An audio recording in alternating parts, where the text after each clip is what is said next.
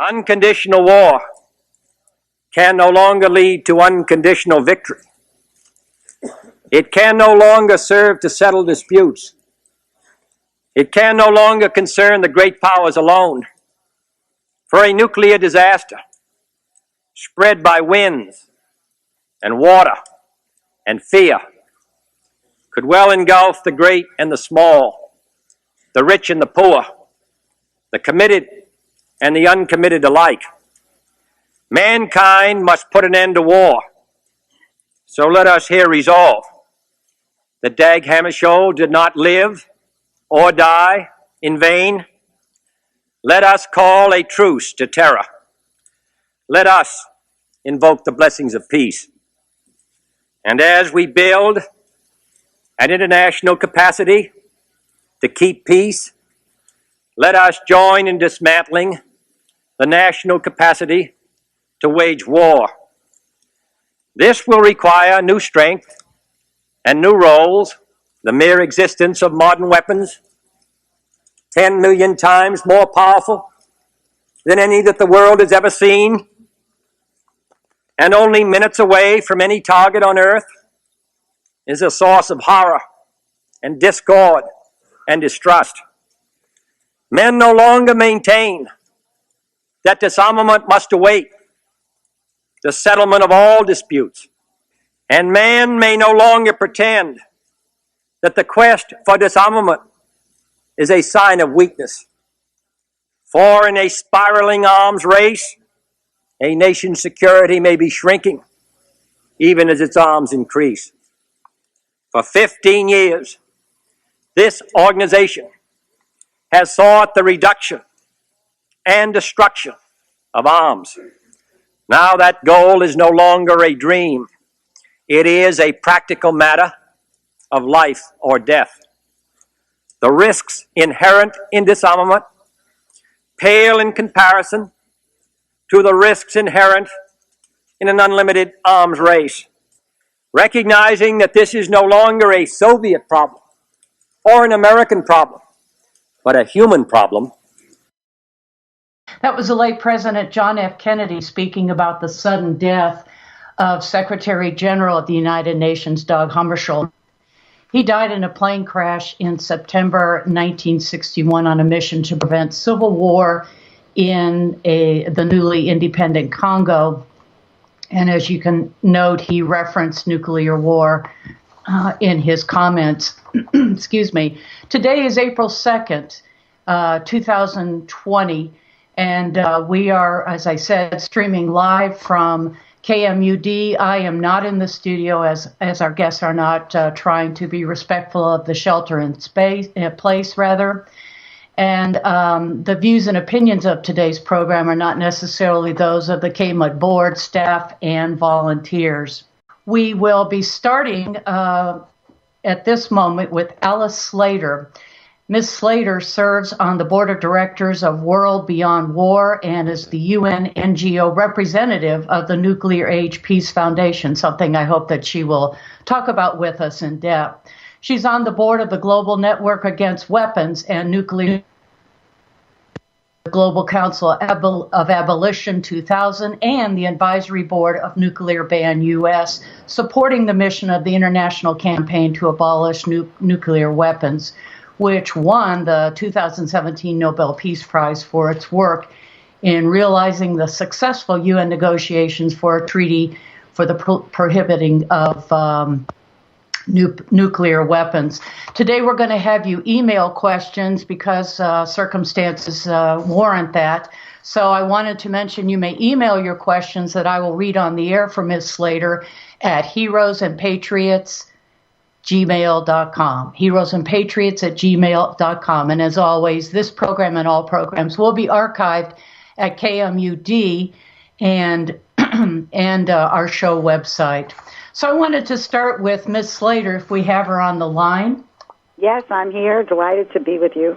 Welcome. Wonderful. Thank you for joining us. I hope you're very well and sheltering in place as many of us are. I haven't been out for 4 days. I hear you. I hear you.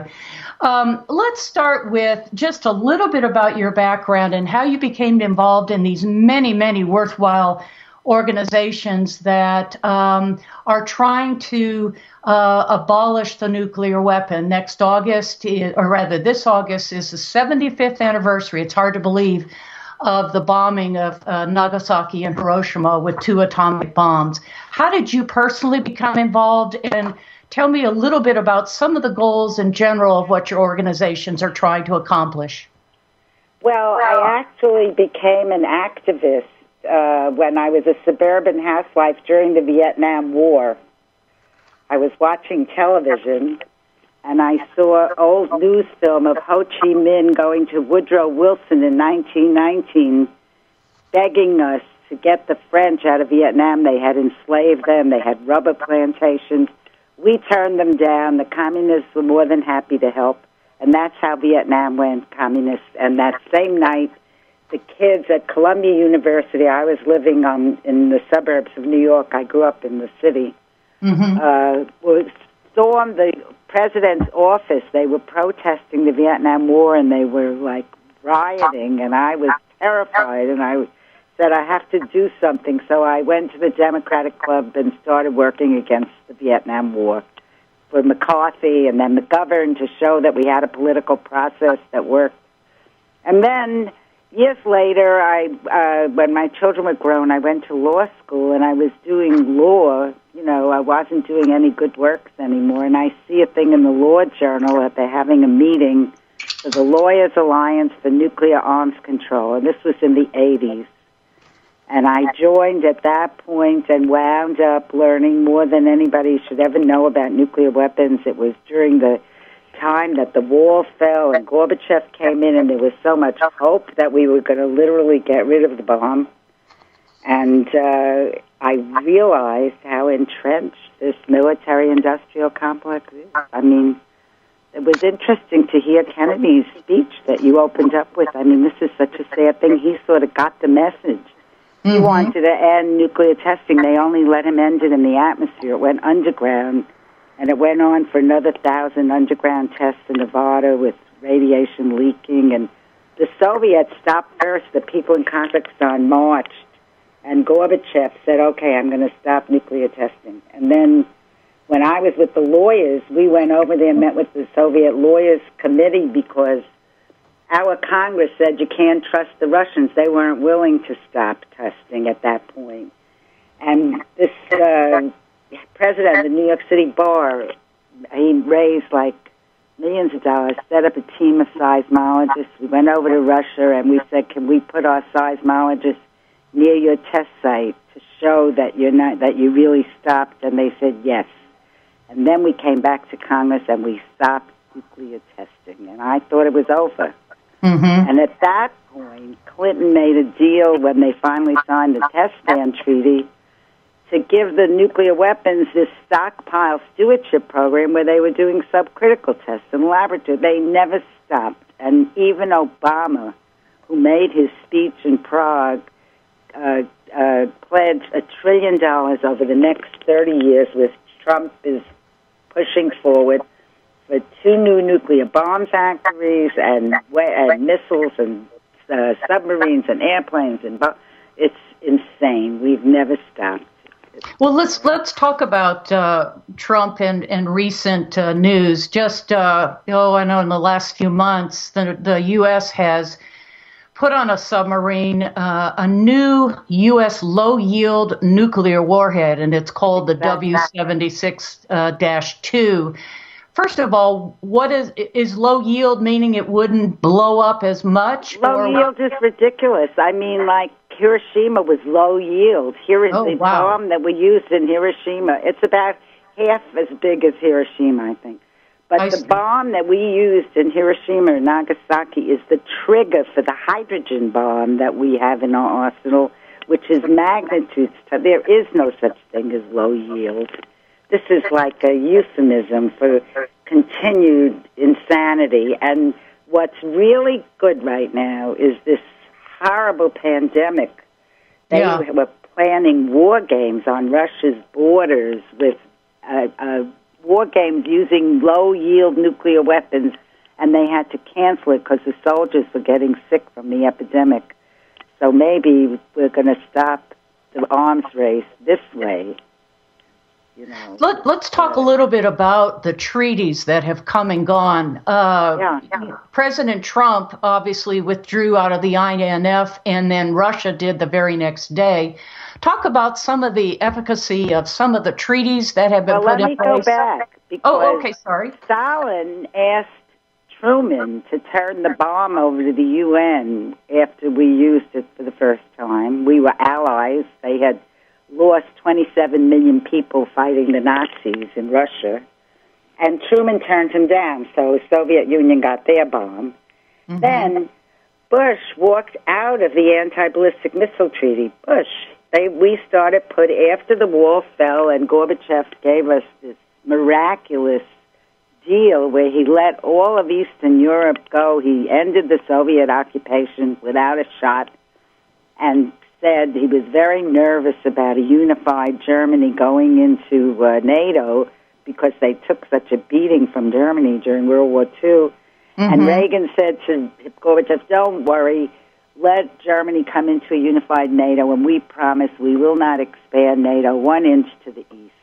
Well, when Clinton came in, they took every Eastern European country into NATO. They were even talking about Ukraine and Georgia, which were part of the Soviet country at one point. Right. And so it's not just Trump. Trump's been horrible, but I mean, it's been a long history of Obama.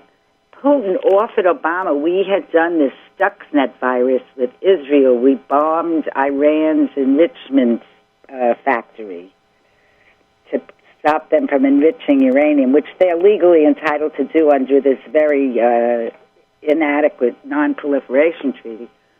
And we boasted about it, and Putin asked Obama to help us negotiate a cyber ban treaty, and we turned him down. He wanted to do that like that because anybody can attack us with a cyber attack. You don't need a nuclear weapon. And then right.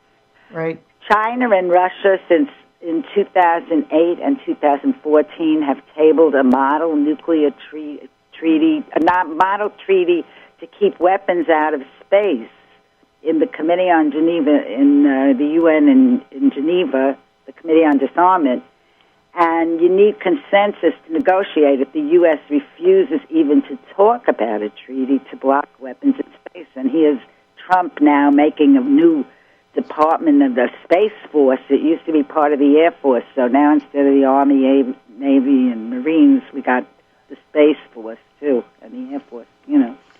So it's really, there used to be a comic book in the 50s, Pogo, a comic strip, where he had a line, we met the enemy and he is us.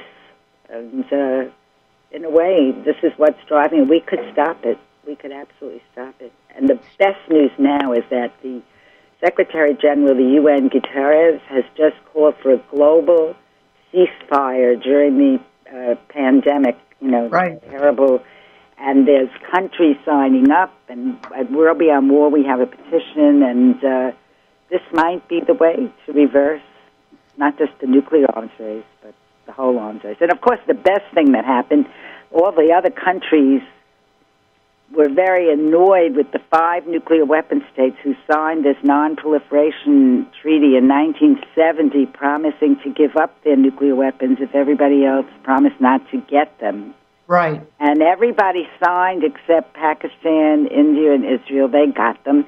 And the treaty had a terrible Faustian bargain where we promised everybody, if you sign the treaty, we'll give you peaceful nuclear power. So literally we gave them the keys to the bomb factory because every peaceful reactor is a potential point to make the hardest part of the bomb, which is to get the material. That's North Korea got their peaceful power, walked out and made a bomb, and we were afraid Iran was doing that, although they say they weren't.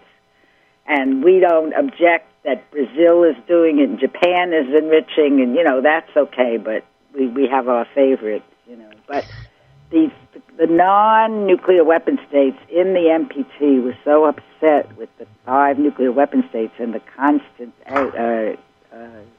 expansion of the arms race, and that they formed this group, and we had a negotiated treaty to ban nuclear weapons because there was that loophole in the NPT. It just said we're going to make good faith efforts to eliminate nuclear weapons, but we never said they're illegal, they're banned, you can't have them. We did that for chemical weapons and biological. We never did it for nuclear. So then we got the ban treaty, and that's how we won the Nobel Peace Prize, which was fabulous. And now there's a huge international campaign to get it to enter into force. You need 50 nations, and we're at 36, I believe, and we're on our way, and we're lobbying countries to sign and ratify the ban treaty. More than 80 have signed, but ratifications is like in the U.S. to ratify a treaty, the Senate has to vote 2/3. No. So many countries are on board. The ones that are not are the 5 nuclear weapon states and our NATO allies and our Pacific allies in Japan, Australia, and South Korea. Those are the holdouts. But there's terrific grassroots action in those countries. I'm sure Ira will be telling you about it because he's on the steering committee of ICANN. Right. We keep nuclear weapons in 5 NATO countries. U.S. nuclear weapons in Germany, Holland, Belgium, Italy, and Turkey.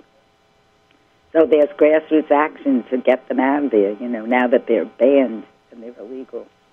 Right, and that's part of your organization's efforts is to remove the nuclear weapons out of those countries and U.S. bases. Am I correct?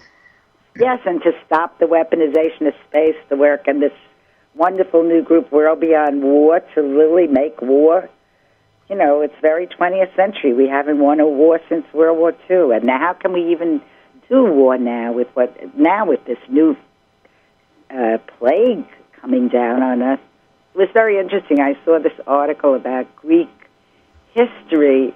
They always had plagues when they had a bad emperor. They had a history of plagues. So I think we have a bad emperor, and that's what's happening with our plague. Yeah, I hear you. Anyway. Let's swing back to North Korea. Since all of this plague has been going on, North Korea continues to release or test some. I'm not even sure if they know what. Can you comment on North Korea's role in this whole thing, which has sort of been an isolated event in itself, and they operate in a vacuum? Would you care to comment? They certainly do, because I want to tell you, when we were voting at the United Nations whether or not to have the treaty to ban the bomb, all the Western nuclear weapon states like U.S., Russia, France, England, and Israel voted no. China, India, and Pakistan abstained, and North Korea voted yes to ban the bomb. All their missile firings and their militarism is they're like waving a flag. They want our attention. We've had 38,000 troops stationed on their border since 1953. They just got a new president in South Korea, which would have been if we had elected Dennis Kucinich in America. He was a real peace guy, and he started these talks. And then comes Trump. Even a broken clock is right twice a day. He's going to be here. He wants to make a deal with North Korea. He wants to make a deal with Russia. I mean, nobody let him, even the most liberal Democrats. He made a deal with North Korea during those negotiations to take 10,000 troops out of the border, out of the 38,000 or whatever, and the Democrats voted against it. The whole Congress voted not to take troops. Why are we starving this little country? And I've now met New York Korean Americans. They have grandparents, aunts, and uncles. They've never been able to speak to them all these years. And we were the ones that came in and set up South Korea, who was a brutal dictator, Syngman Rhee, because the Chinese had invaded from the north and we weren't going to let the communists take over the Korean peninsula. We have such unclean hands in this matter, and we should just do a peace treaty. That's what they want. They want a peace treaty. They want us to get the troops out, and then they'll give up their weapons, They're not. But who are they going to use them against? You think they're going to use them against us? I mean, they have 10, and we have 8,000. It's there to get us to talk to them. That's what I think. Right. Let's talk a little bit about your article that you had written, "The USA Blocking Chinese-Russian Ban on Weapons in Space." It's now 6 years old, but I think it's still pertinent. Talk about that article and what's going on in that arena. They still vote in the UN every year in the General Assembly. I mean, in Geneva, that's where you negotiate a treaty in the Committee on Disarmament. And in order to actually get people to sit down and negotiate, you need consensus. So every time it comes up there, we say no. We say we don't even want to negotiate a treaty to ban weapons in space. We're going to be the superior ones, And then in the UN, like this fall, another vote again to have a treaty. We vote no. So I don't know the only way to explain it is what President Eisenhower said, the general of World War II, who was our president. His farewell address, he warned against the military-industrial complex. And he also talked about academics. That was in another part of the speech. And we have a very corrupt government now. Both Democrats and Republicans are at the corporate trough with Boeing and Raytheon and all these countries, the companies that make the missiles and the bombs, and they pay them off and they vote for war over and over again. Mm-hmm. And our country is like hollowed out, our infrastructure. How did we wind up so ill-prepared to treat a pandemic? I mean, that we don't have the vent, we don't have masks, we don't have gowns for the. How did that happen in America? It sounds like we're Bangladesh or something. I mean, it's unbelievable, and we have this huge military hardware. Then they're building more and buying more and doing more, and it's Kennedy's speech is very sad. One thing that they didn't let Trump do, he wanted to open up the 50-year secret archive on the Warren Commission and Kennedy, and there's a lot of thought that because he was moving into this huge peace expansion, he really got it, Kennedy. He was very dismayed at the bad advice he got with the Bay of Pigs. We were totally defeated there. They wanted him to bomb Cuba, and he said no. They told him he could get it with a beach invasion, and we didn't. We were humiliated. We turned tail and ran home. And then he gave that speech at American University. I think that was his last speech, which was filled with the vision of a peaceful world. And the next thing we knew, he was dead. He was such an elegant and eloquent speaker, and hearing his voice again talking about the banning of bombs on the death of, he was speaking to the UN, if I didn't say that, after Hammarskjöld was killed in a plane crash. We have about 4 or 5 minutes, and I wondered if you might talk about two things. What happens on a first strike, if it's low yield or whatever, and second of all, what is it? You wrote an article on peace in the 21st century, what that might look like. 5 minutes. I don't. What did I don't remember my article on peace. I have a whole new take now because of this virus that's going around. Because I think this is going to be our savior. I mean, a lot of people are going to die, and it's going to be terrible.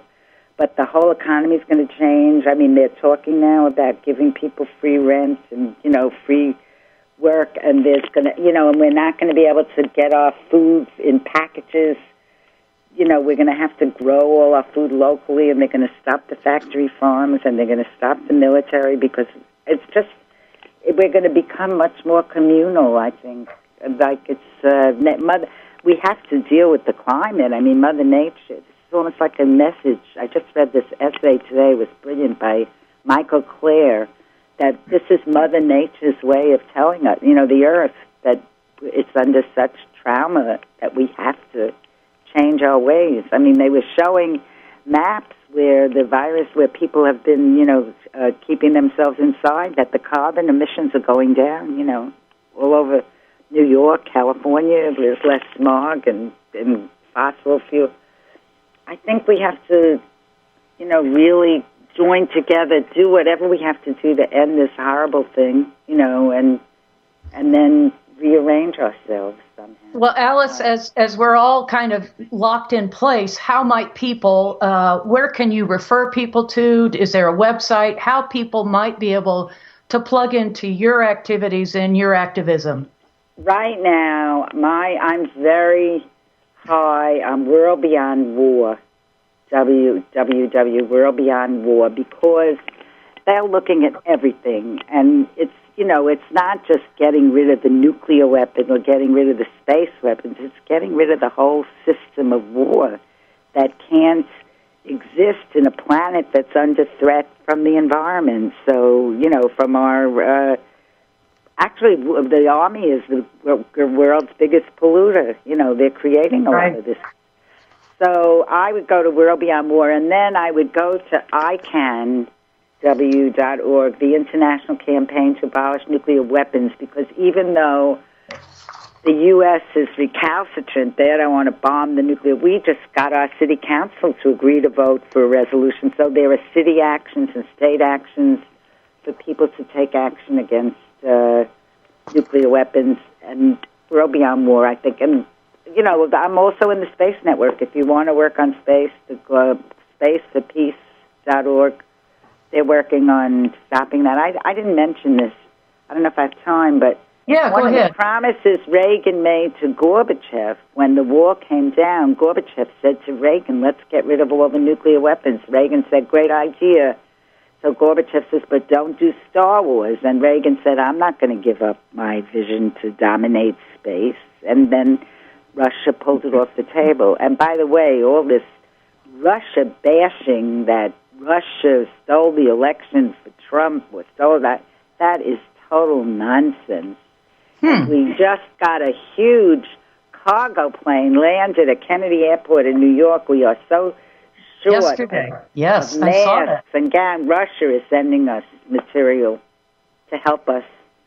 So we have to love Russia because there are 15,000 nuclear weapons on the planet, and 14,000 are in the U.S. and Russia. All the other countries between them, there's another 7, have 1,000 altogether. So if we don't do it, nobody's going to do it. And we've been acting in bad faith all along, So we have an opportunity to change our government, too, now, Right. Alice Slater, we are delighted that you spent 30 minutes with us talking about this very, very important issue. Stay well, stay sheltered in place. Maybe some writing is in order. But we thank you for being our guest for the last 30 minutes. Oh, well, it was a pleasure. Thank you so much. Thank you. If you've just joined the program, this is Heroes and Patriots, a program about national security, intelligence, and foreign policy. We're going to take a brief pause.